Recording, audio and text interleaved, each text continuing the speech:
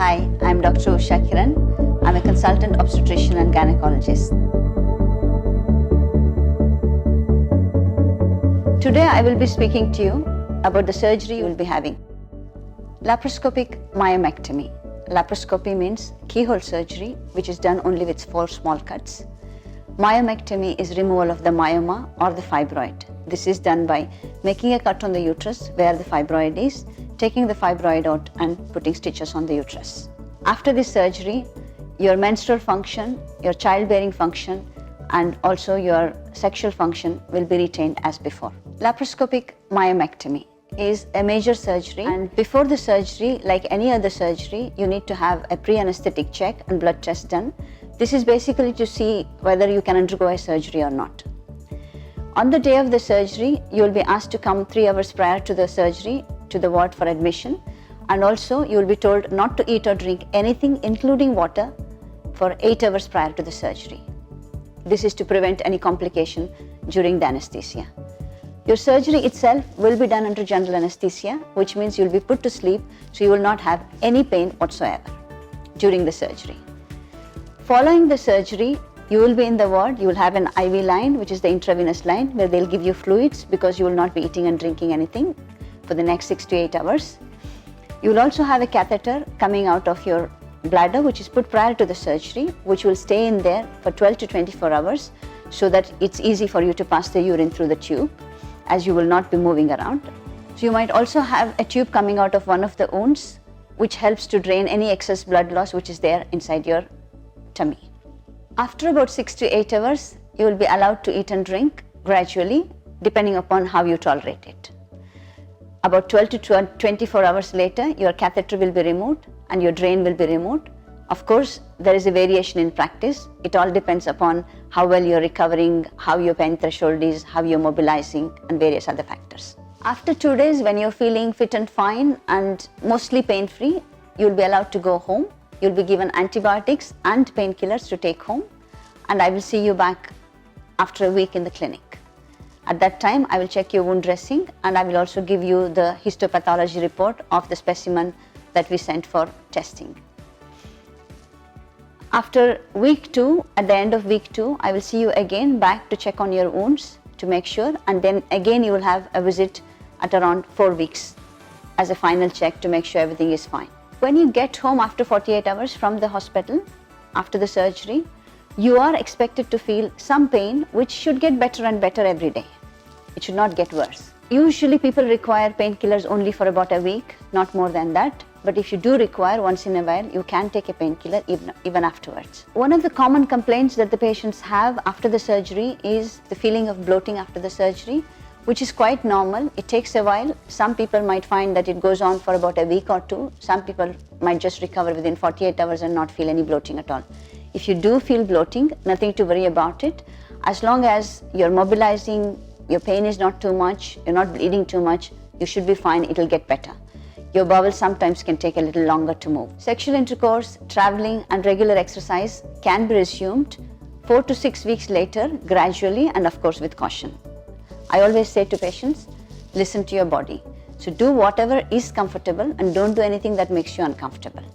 Lifting heavy weights to be best avoided. And I'm talking about heavy weights like moving furniture or carrying bags of shopping, groceries, or luggages to the airport. Okay. Otherwise, generally, you're able to do most of the things yourselves. Now, coming to the risks of surgery. Hopefully, everything should go straightforward as I've explained to you before. But any surgery done wherever in the world by whomever has got some inherent risks involved in it. Whether you're told about the risks or not, they're there. They do exist. Some of the risks are because we're cutting tissues, bleeding. The tissues can bleed. We have various ways to control the bleeding. We have medications, we have stitches, we have machines which use coagulation to stop the bleeding. But over on top of that, some people can actually bleed more heavily and require blood transfusion. We'll give you blood transfusion only if required. The other complication is infection. We give you antibiotics before the surgery. After the surgery, we take extra precautions. Everything is done under aseptic precautions. Despite all this, people can develop infection, sometimes inside the abdomen and sometimes in the skin area. This infection can happen either in the first week or in the maximum 2 weeks time. If this happens, we can give you more antibiotics and can be sorted out. Injury to the surrounding structures. Your bowel, your bladder, tubes carrying urine from the kidneys to the bladder are all close by. We take extra care not to injure any of these, but sometimes they can get injured. This injury is mostly detected during the time of the surgery, but sometimes can become evident in the first week or the first 10 days of the surgery because of the altered blood supply. If this happens, it can be detected and sorted out. Thromboembolism or clotting in the legs or the lung is a risk for anybody who's having a surgery or admitted in the hospital for a long time, bedridden, even if you have a fracture. Generally, we make an assessment of your high-risk factors for thromboembolism, and if you are high risk, you get a treatment dose of medication which prevents the clot formation. If you do not have any high-risk factors, even then we actually give you TED stockings, which are compression stockings, which helps the blood flow. We give you medications which prophylactically prevent the clot formation, and we also give you enough hydration. The key thing is to actually mobilize and have enough water when you're back home. This prevents the thromboembolism. After any surgery, there are certain warning signs that you need to be looking for. If you have excessive pain, heavy bleeding, foul-smelling discharge, fever, giddiness, feeling unwell, you need to come back to the hospital immediately. Majority of the cases, your surgery will be done by keyhole. However, depending upon the complexity of your case and if there are any problems during the surgery, you might end up having a bigger cut, which is something that cannot be predicted beforehand. The intention during a myomectomy is to remove only the fibroids and not your uterus. However, under extremely rare circumstances, when you're bleeding so heavily that we cannot save your uterus might have to be removed. This situation arises only if we are looking at your life and your uterus, which is a situation which has never happened to me, but yes, it can happen.